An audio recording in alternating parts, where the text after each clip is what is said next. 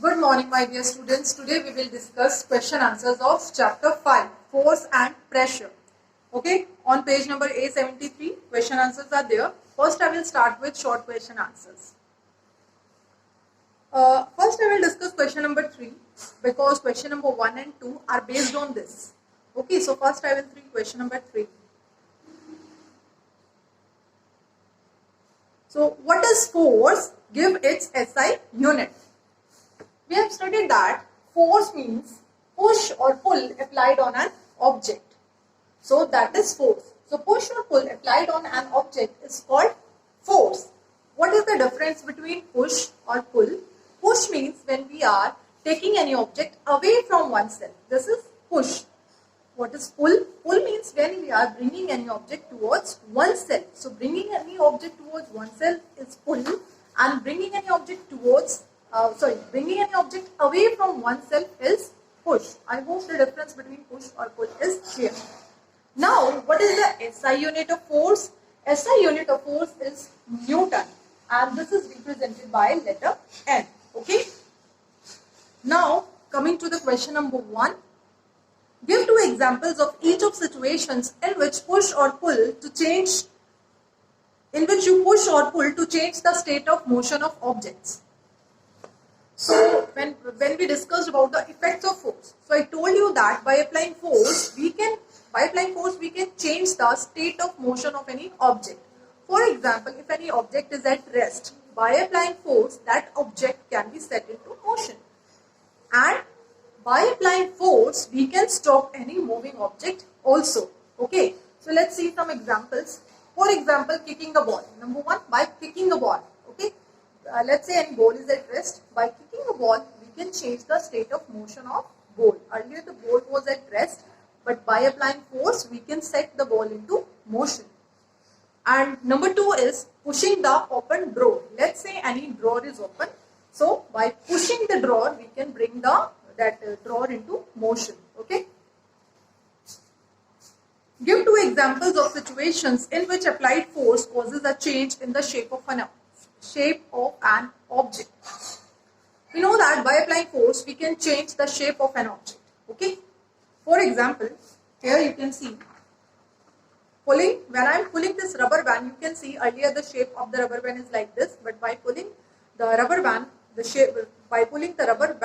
shape has got changed. Next is example of this pillow. By applying force I can change the shape of it. Okay. So by applying force, we can change the shape of the object. This is clear by these 2 examples. Now the next question is, what are contact and non-contact forces? Give one example of each. Next question is, name the various types of forces. Classify them as contact force and non-contact force. Okay, these 2 questions are I will explain these 2 together. So what is contact force? Contact force means the force which can be applied on any object by direct touch, or we can say by physical contact with the object. For example, muscular force. Muscular force means the force which is exerted by the muscles of body. For example, if I want to lift this book, okay, then the force is being exerted by the muscles of body. So this is example of muscular force, and you can see there is a direct contact between my hand and the object. Second is the mechanical force. It is also contact force. Mechanical force means the force which is generated by machines.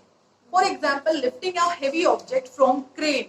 Okay, so here you can see if we want to lift the heavy stone with crane. So how crane can lift it? When the crane will lift that object, so there will be the direct contact between the crane and the object. Okay, so this is also an example of contact force. Next is the frictional force.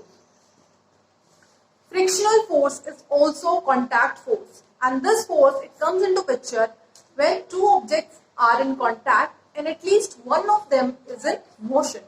For example, ball is rolling on the ground. Okay, let's say one ball is rolling on the ground. So you will notice that after some time the ball will stop on its own. No one is stopping it, but still it will stop after some time on its own. It happens because of the frictional force. Here you can see the ball is rolling, ball is in motion, but the floor is at rest, and there is contact between these 2. Okay. So So this is the frictional force. Frictional force, it opposes the motion of the object. So now coming to the non-contact force. Non-contact force, clear from the name, that means there will not be the contact. So non-contact force is the force which can be applied on any object without the direct contact with the object. It will be clear with the help of the examples. Like these are the examples of the non-contact force: gravitational force, magnetic force, and electrostatic force. There is one question given here. Long question number 3. Describe a simple experiment to demonstrate magnetic force. So first I will explain this because it is related to non-contact force. So here in your book on page number A63, one activity has been given to demonstrate the attraction and repulsion between two magnets. Here you can see, this is a very simple activity. For this activity you need 3 round pencils and 2 bar magnets. Okay, take 3 round pencils and place 1 bar magnet over it. Now take another bar magnet in your hand. Consider that, okay, here you can see the bar magnets. Consider that the red portion of the magnet, consider it as north pole, okay, and consider the blue part as south pole. So here you can see the north pole of the bar magnet, it has been kept on this side, okay. Now take another bar magnet in your hand. Now bring the north pole of this magnet near to this magnet that has been placed on the round pencils. You will notice that this bar magnet that has been placed on the pencils, it will start moving in this direction. Okay, what will happen, because when we are bringing this north pole of this magnet near to this magnet, because these are the same poles that we are bringing near to each other, and we know that the similar poles of the magnet, they repel each other. Okay, so because of which there will be the repulsive force, and because of which this bar magnet, it will get this bar magnet, it will repel this magnet and it will move in this direction. Okay, it will move little bit, but in this direction. Okay, now reverse it. Okay, take the same bar magnet, but now the polarity should be such that the south pole of the bar magnet is near to the north pole of this magnet. So you will note that when we will bring this south pole of this bar magnet near to this bar magnet, what will happen? This magnet that is on the pencils, it will get attracted towards this. Okay, it will get attracted towards this. So here you can see that we are just bringing the two poles of the two different we are just bringing the poles of two different magnets towards each other, and in any case it is exerting either the repulsive force or the attractive force. Okay, you can see when we are bringing the two poles of the magnet near to each other, we are not bringing them in the contact, but just we are bringing near to each other. So it will exert either a repulsive force or a attractive force. Okay, so this was about the activity that demonstrate us the magnetic force. Now the next question is, what is meant by the term atmospheric pressure? Now coming back to the question number 6, short question number 6. What is meant by the term atmospheric pressure? We know that all around us there is air present, okay, and air has weight. So, and around the earth's surface there is atmosphere. What is atmosphere? Atmosphere means the envelope of air around the earth's surface is known as atmosphere. And this atmospheric air, it exerts pressure on all the objects. So the pressure exerted by the atmospheric air on any object is known as atmospheric pressure. Now coming to the long question answers. First question is, name the forces acting on a plastic bucket containing water held above ground level in your hand. Here you can consider the situation. Here you can see I have drawn one bucket having water. Okay. So what is the situation? One person is holding this bucket of water. Okay. One person is holding it in its hand above the ground level. Okay. Now the question is that why the forces acting on the bucket do not bring a change in its state of motion. What I told you, one person is holding this bucket of water in his hand above the ground level. So what will happen in this case? The muscular force will be acting in the upward direction, and the gravitational force, we know that it acts in the downward direction. Okay. So here you can see both the forces, they are in the opposite directions and they are equal also, because of which they will cancel out each other. So that is the reason that there will not be any change in in the state of motion of this bucket. Next is an inflated balloon. It was pressed against a wall. After it has been rubbed with a piece of synthetic cloth, it was found that the balloon sticks to the wall. What force might be responsible for the attraction between the balloon and the wall? So what happened when any balloon, let's say take any balloon and rub it against any synthetic cloth. So after that, what will happen when you will rub the balloon, any inflated balloon with the synthetic cloth, it will acquire charge, because of which now when you will take this balloon, this charged balloon near the wall, it will get attracted to the wall and it will stick to the wall. It happens because of the electrostatic force. Now coming to the horse questions. If you try to hold a glass tumbler with soapy hands, it can easily slip from your hand. Why?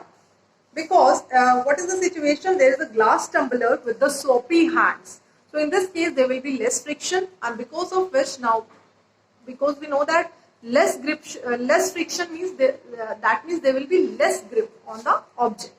So that's why it can easily slip from your hand. Next is, if you press a rubber sucker on a rough surface, it doesn't stick to the surface. Why? When I explained you about the rubber sucker, it has been shown on page number 869. You can see this is the rubber sucker, and here you can see here on the sides of the rubber sucker, you can see there is a rim present here on the sides of it, because of which it sticks smoothly to the, very tightly to the smooth surface. But it doesn't stick to the rough surface. This is the question why. Okay. So when take any rubber sucker and you can see press it harder against any smooth surface. So here you can see that there is no gap here. Okay.